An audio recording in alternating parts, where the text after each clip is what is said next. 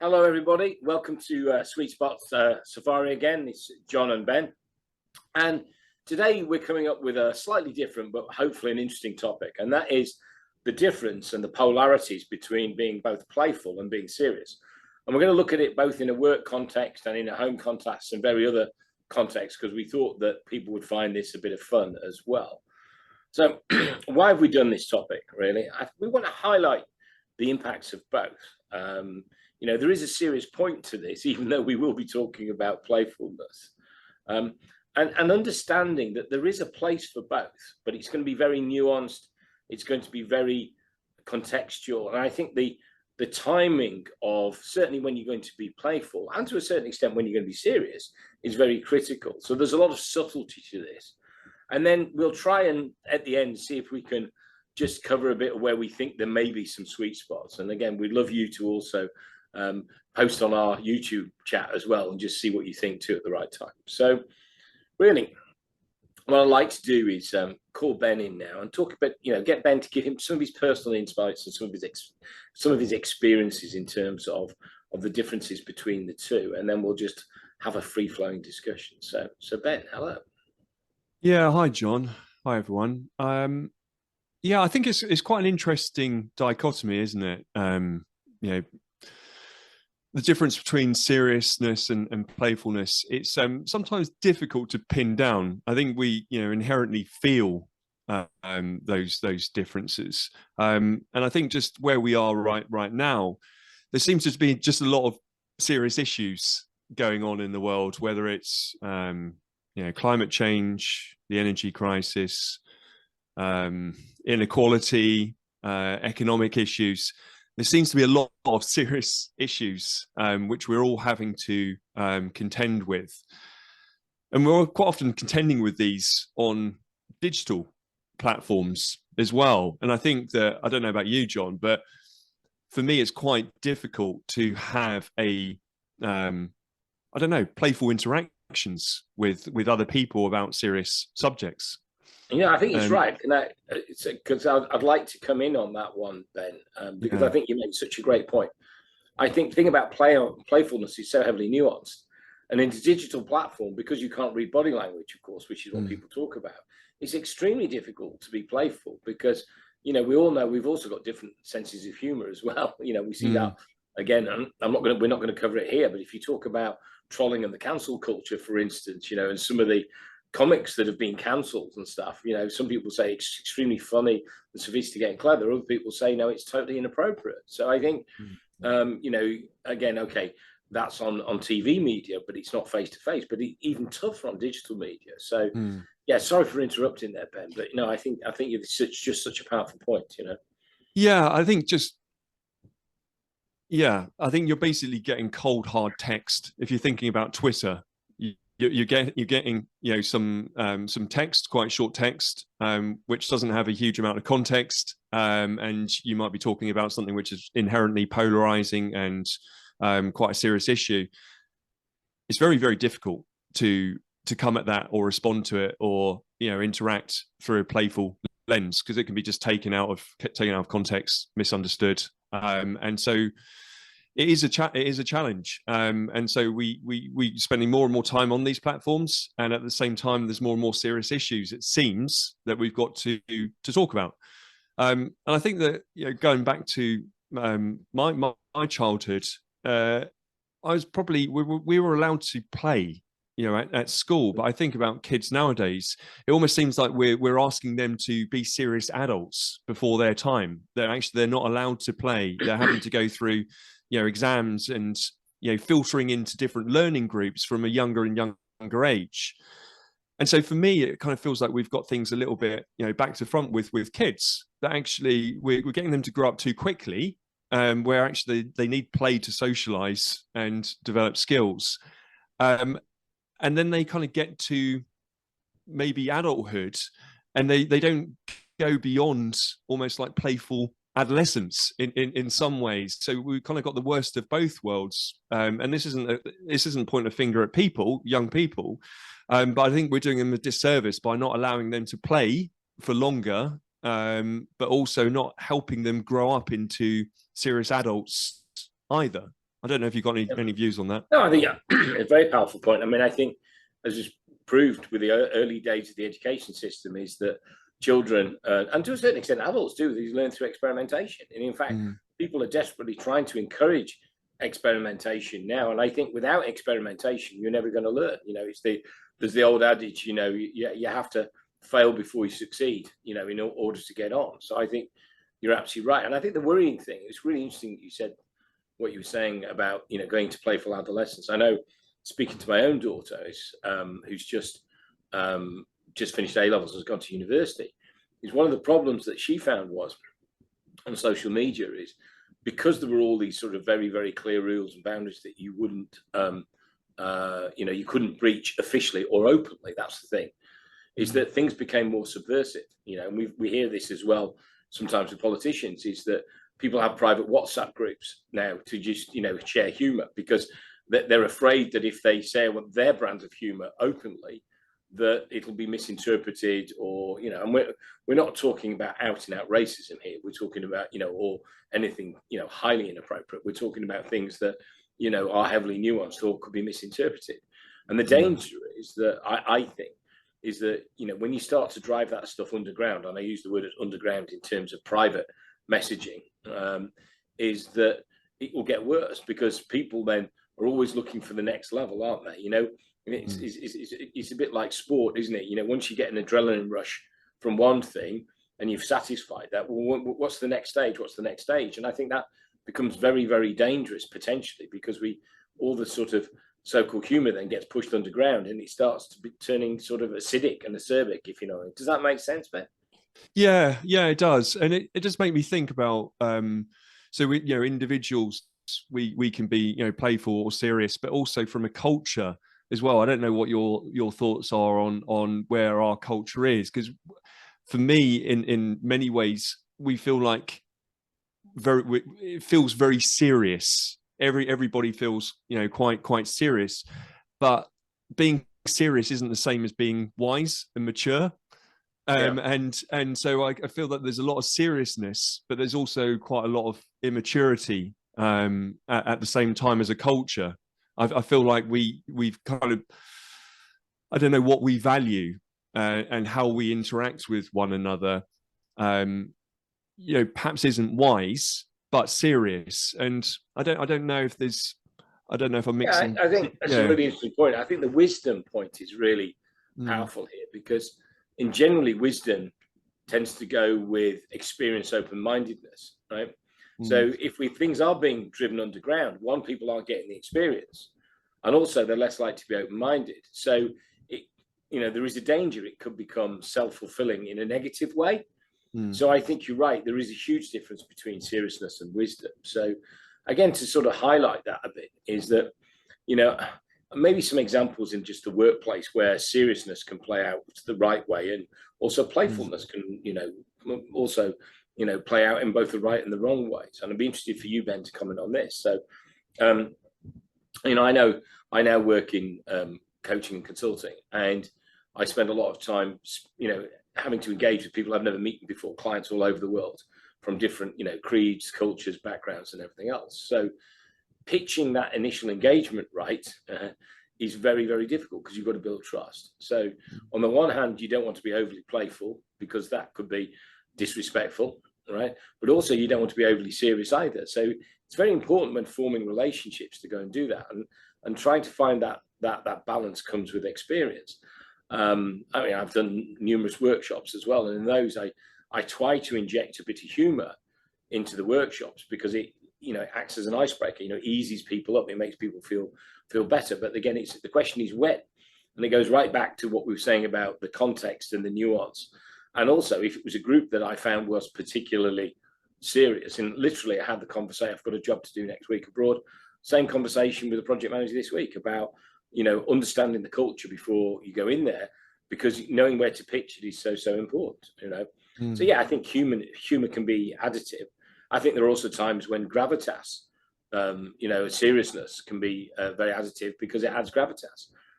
You know, I've done a lot of work in the safety consulting space, where unfortunately we talk about safety accidents and horrible safety accidents, and the importance of not having them, and having the culture right to do that. if I was flippant, around a safety accident, and I've seen unfortunately people do it, that would send totally the wrong message, And there are times when I really bring in a tone with a lot more gravitas to basically reflect on what the messaging is around. So I think there's also a thing there going on, Ben, and I'd be interested to hear your views on that around getting it right in terms of playful and seriousness about the messages you're trying to deliver as well. Because I know that you've worked in numerous industries, including very serious ones like the insurance industry, but also, when I say serious, I'm going to say serious. It's a serious business, insurance. But you've also worked in digital media and other forms of media, where I would imagine it might be a bit different. So I'd be interested to get your experiences and your views and reflections on that. Yeah, I think, well, I spent my first half of my career, as you say, in insurance, and it was negotiating claims. It was very process orientated. It was very, very numbers orientated. It was quite strict in terms of, it was a 9 to 5 job predominantly. You came in to do certain tasks, and those certain tasks were repeated week after week after week. And so it did feel quite serious, but the people and relationships I had within the insurance industry were quite playful. And I think I'm inherently drawn towards people that are playful, but I also like serious conversations and serious subjects as well. But yeah, so then I moved to London, and I ended up working for the FT, which for me was the first time I ended up in a industry, media, advertising, which, and maybe it was partly the FT as well, that seemed to blend seriousness and playfulness. There was a serious job to be done, there was targets to be hit, but also how you got there was inherently playful. So there was quite diverse teams. My leaders seemed to be able to balance, being both a serious boss but also a playful boss. I that found it was quite natural for me as well. So I took on that role, and I think that there was a time to go out and pitch to clients, where you're in a boardroom, you're pitching for X amount of business, but there was also a huge amount of relationship building, huge amount of time done with people, building up trust, going and doing social things, whether it's going to a nice restaurant or going to watch some sort of sport. For me, that was perfect, because that there was a job to be done, but there was also relationships and camaraderie as well. So, and for me, I think just to function well, to be productive, to be creative, there needs to be humor, spontaneity, playfulness in how I work to get the best out of me. But I think I don't think I'm unusual. I think that that's to be creative, I think you need playfulness, and I think they go hand in hand. I don't know what your thoughts on that, and also No, absolutely right. And I think the creativity piece is well made. I mean, I think that's where you and I interact on absolutely in the middle, in the sweet spot on the Venn diagram. I'm a great believer in playfulness and humor, appropriate stuff. And I think we talked about it, in previous discussions, this the importance of, not taking oneself too seriously as an individual is very powerful. That's a way of building trust and doing that. And that ties in with a very popular topic at the moment about vulnerability.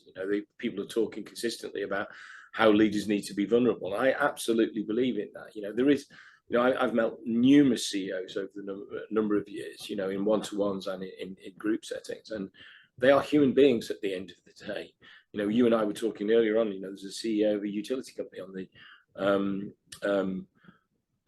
news this morning talking about the energy crisis, and there was some serious points to be made, and when those points were made, he was very serious, but also you could see a very clear human side. I wouldn't say playful, but human side, very genuine side. And I think that whole business of getting the balance right between being serious and also being playful also shows you human, and that's what humans are. And I know we'll cover this a bit later on about the history of humanity as well. So I think that is very important. I think so far we've talked about the positives of playfulness and humor, which I think is a good thing. We're not really touched on the negatives, and I've also seen the negatives as well. And just putting that into a work context, there was a job I did probably in the early 90s, and I had a boss who tried to engage with the team. He thought it was clever to engage with the team by being playful and almost being silly, to the point where there was horseplay going on in a laboratory, and it was totally inappropriate. And me and him had a couple of difficult conversations about it, to a point where we actually didn't get on in the end, and I left the company. It wasn't the only reason. He had some other traits on there as well, but it was.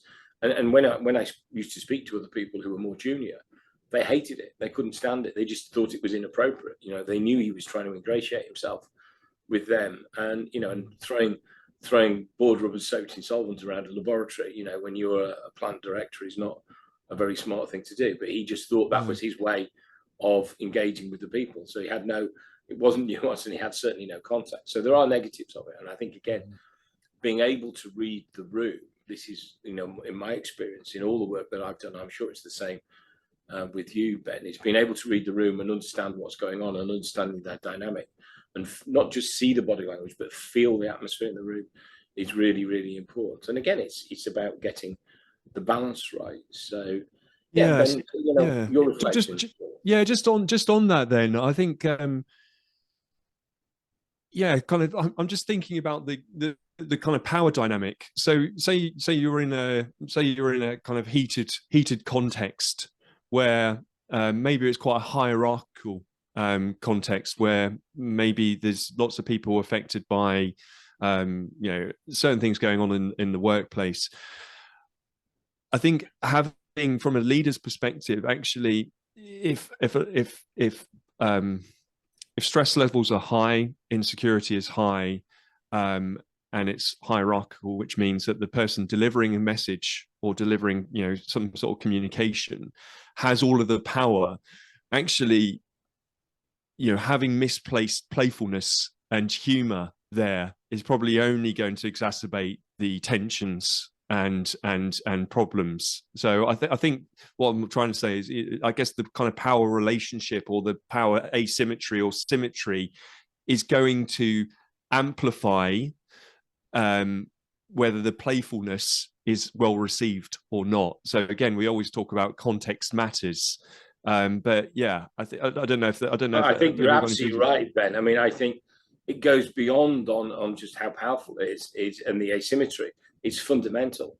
If the power dynamic is too asymmetrical, that's going to cause all sorts of problems, because it's almost a bit like the old adage, "Emperor's new clothes," where people feel forced to sort of either laugh at the jokes or the playfulness, but it's not real at all. It's disingenuous, and it can also be manipulative as well. People can use humor as well and playfulness for manipulation, and to a certain extent, I think that's what I described in now I think about it, in the last example in my previous work with the boss there, that there was a very clear power dynamic, and he was the boss and stuff like that. So I think the point that you make is really critical, and it goes back to another topic we've talked about in previous discussions around being self-aware.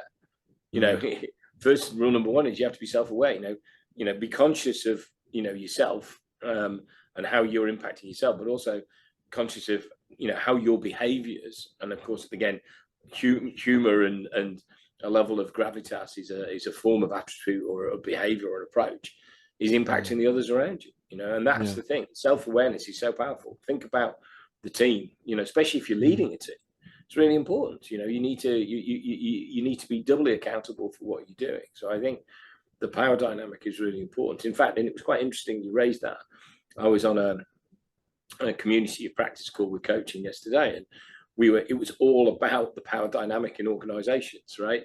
And how to respond and what's going on.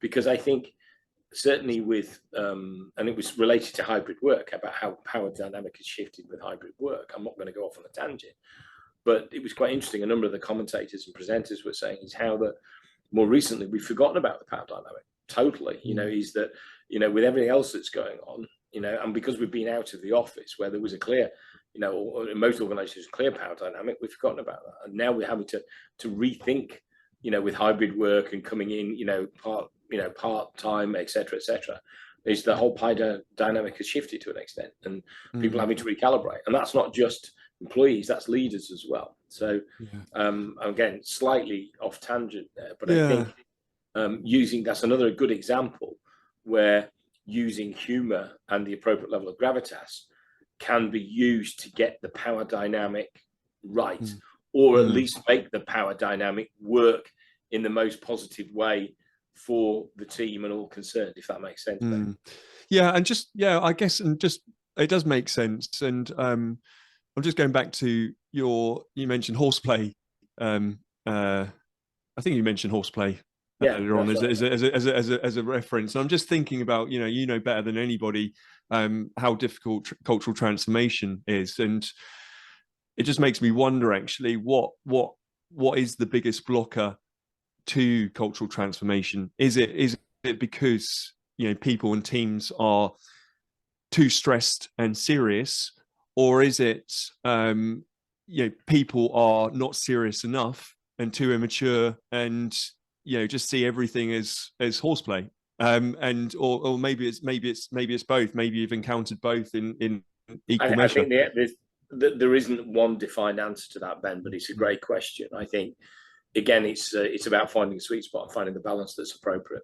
I'm always very, you talked this morning about business being very process focused, like insurance business.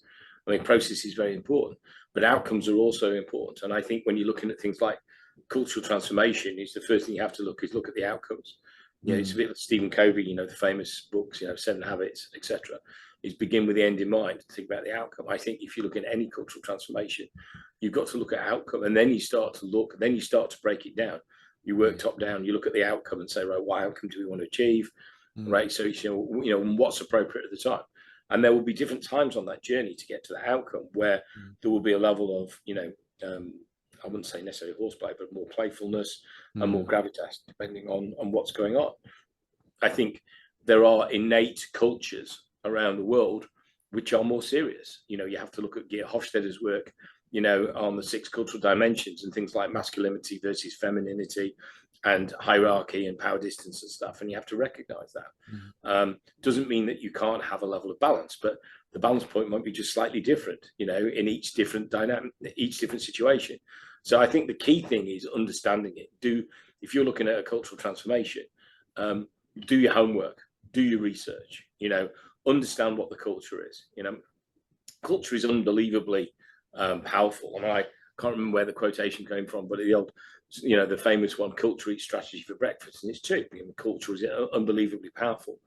But I mean, a lot of the time when I do work, in fact, I'll be doing some work next week, and one of my slides I'll be showing, here's the macro culture for the region, here's the corporate culture, and here's the working culture you want to have in your particular unit or area. And it's literally, it's feed down to start with, the overall culture will have a huge influence, right? So if you want to change the working culture, one, you've got to recognize the fact that it's not going to be easy and it's going to take you some time. But 2, that there's going to be a feed up, feed down process, and there's going to be a balancing process that takes on. And I think that has to take place rather. And I think this is where meeting in the middle is really important. When you, if you're going to make a change, you've got to meet in the middle. I think this is a common mistake people make. I've seen it in numerous times and experiences, is recognize, know where you are, know where, I wouldn't say the other side, or where the entity is, or whatever you want to change is, and trying to find a way of compromise and meet in the middle, find the sweet spot. Yeah, I was going to say it is that sweet spot, isn't it? It's not either. It's not either ends. Yeah. No, because it won't work. Yeah. Carry on.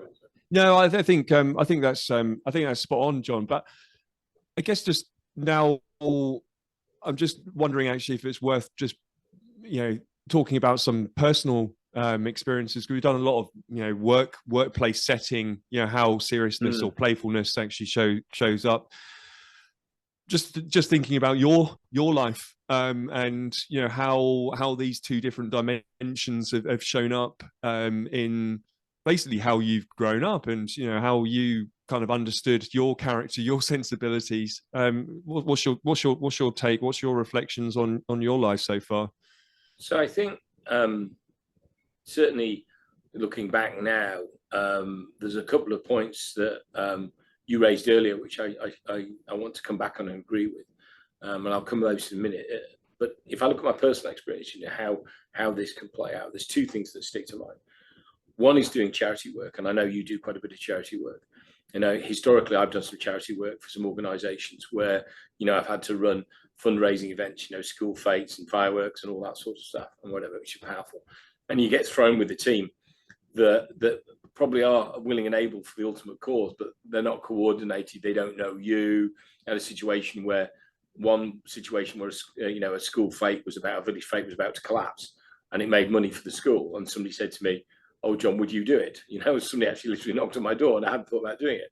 In the end, I felt obliged to do it, and I did. So you then go through these whole processes of, you know, how do you engage this informal team, you know, with informal power, because you've got there's no formal structures or anything. You can't tell people to do. You have to ask people politely, but you have to build relationships. So I think, you know, that's one area where, you know, having a bit of humor and a bit of self-deprecating humor can be very powerful in terms of building relationships, which is what you mentioned earlier on. So I think that's very important.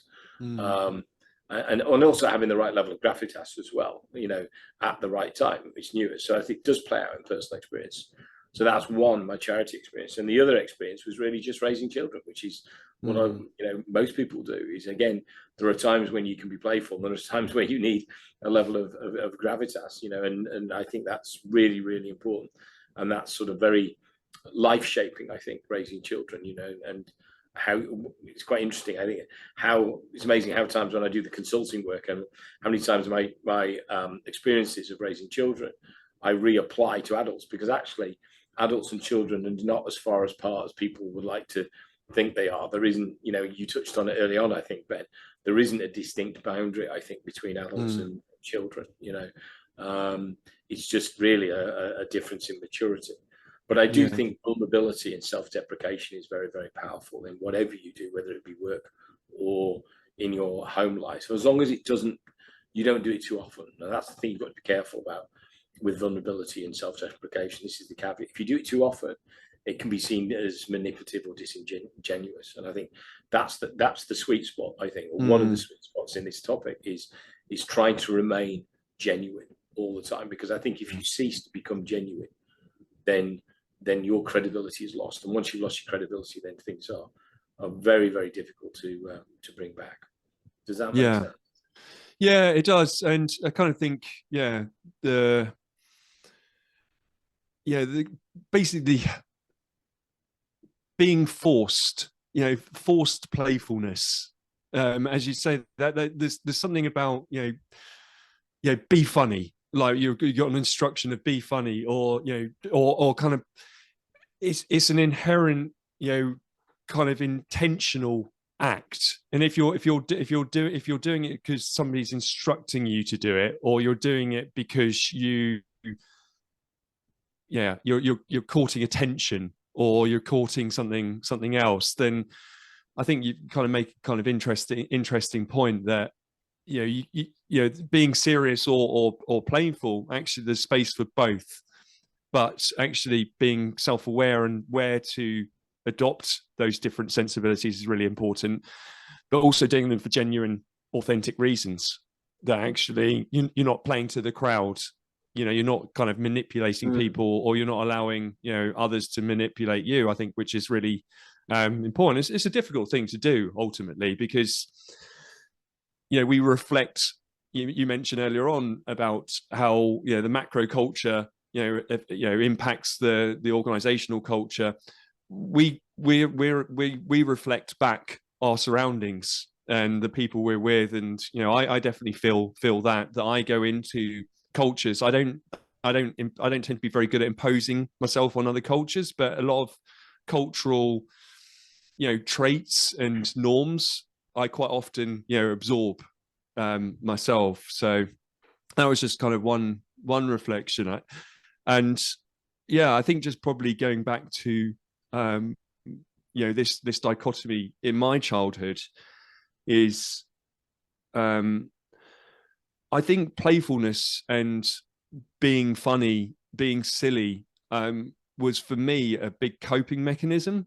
I suffered from quite a lot of anxiety as a kid, and yeah, I grew up in a fairly rough area and saw some pretty rough things, some pretty serious things, and I think that there's different ways of responding to what you see, your experiences and whatnot. And for me, humor was always something which diffused stress. And actually, growing up, I perhaps was a bit of a jester at school and in my early 20s. I think the wrong thing to do is just to basically lose that. I think the right thing to do is, as you grow up, is just basically use it more wisely, more intentionally, and actually more appropriately. And so, actually, just learning kind of when to, intersect conversations with humor and playfulness. Perhaps I was like all about humor as a teenager, but actually that was inappropriate for quite a lot of occasions. So for me, growing up, it's really been about it's obviously a natural sensibility for me, and I've just been trying to just use it more wisely, I guess. And it does make me think about and this is a bit of a random one, John. I don't know why this came to mind, but when we thought about this, Amanda Knox came to mind. And for those of you that are unfamiliar with the name, she was an American lady in Italy, and basically the suspect in quite a serious incident, a murder, a kind of housemate, and she was Perugia, wasn't it? Yeah, that's it. And she was a prime suspect. She was found guilty, but then overturned on appeal. And I always kind of remember, one of the kind of big things that was made of her response, and it seemed, and it probably is an abnormal response.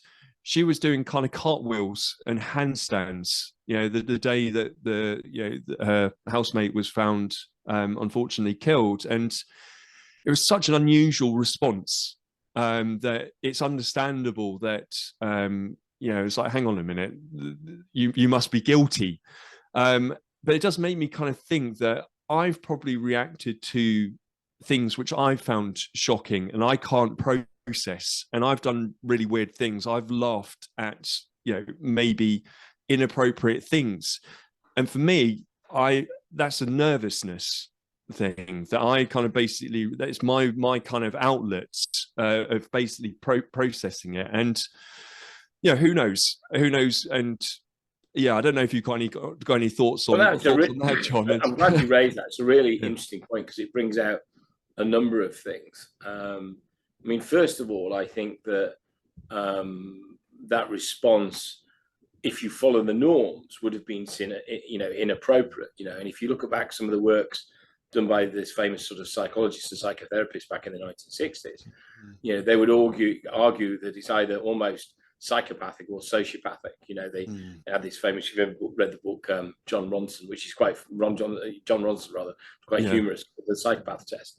He talks about his experiences and the 21-point check that they used to, are you a psychopath or you're not a psychopath? And some of that theory was used in things like Cracker, the famous program with Robbie Coltrane to investigate, hideous murders and stuff. Is that I think, though, the danger with that, of course, is coming to those assurances. One, we're beginning to, and as you know, because one of your fields is explore a lot more about neurodiversity, understand the way people behave and people respond, in the neurodiverse world. So I think, and some of the original theories, not all of them, have been dispelled. So that's, there are caveats there. So I think that's important. I think this is where, this is heavily nuanced. The real people, the situation in that situation, the only people who probably really know in that area were the people that were involved. The people who were there at the time, because that's the facts base. But I do think it's one of the areas where we have to think deeply. And what I was also intrigued with is what you were saying is how, as a child, when you grew up in quite a rough area with some rough things that you saw, was you use humor almost as your coping mechanism, or maybe arguably a defense mechanism. It's quite interesting, though. I was thinking as you were talking about some of the most famous dark comedians that we've had have also had very, very tough upbringings. You know, people like Kevin Bridges in Glasgow, you know, Billy Connolly, to a certain extent, Ricky Gervais, and all these people, all these sort of quite strong alternative, some people would argue black comedians in terms of humor, right? Or dark humor, but actually very, very sophisticated in their humor as well. And have grown up that way because they've used humor as a mechanism to deal with it. So I think, to me, that just brings it all together, I think, Ben, in terms of how important it is to understand it and when to get it right, and all the things we've talked about, you know, in terms of self-awareness, nuance, timing, context, all those sort of things. So I don't think there is a clearly defined sweet spot.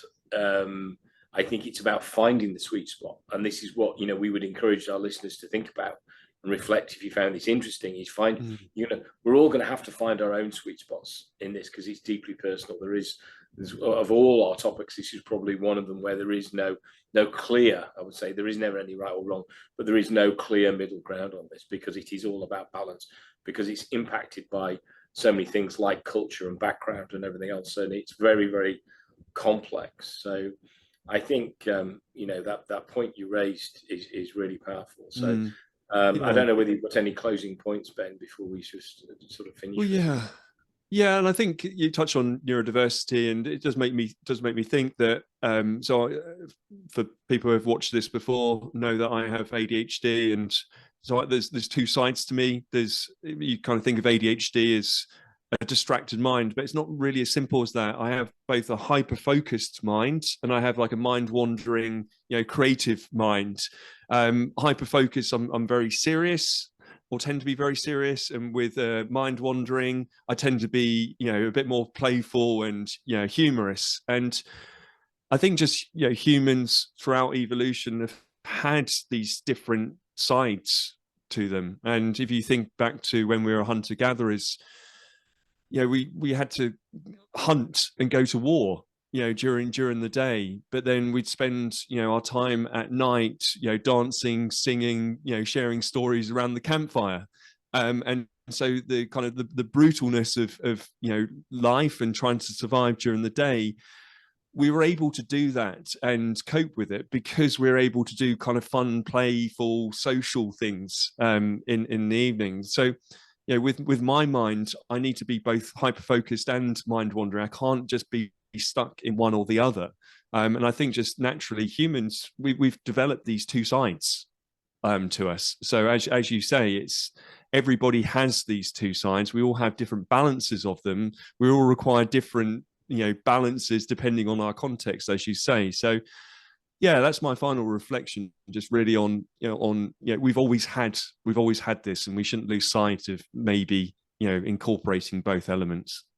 Yeah, absolutely. I think that's, just finishing on that one, that's a, you know, really powerful point. And thanks for reminding me about your ADHD again and the two different sides to that, because that's another case that's in itself you finding your sweet spot between the two in your own world, and that is so important. But it also ties into self-awareness, because you are fortunate enough, Ben, because you understand the condition, you know, that you are self-aware. So, you know, I would imagine, you know, when you're hyper-focused and when you're in the more creative space, which actually, you know that there'll be plenty of people like yourself.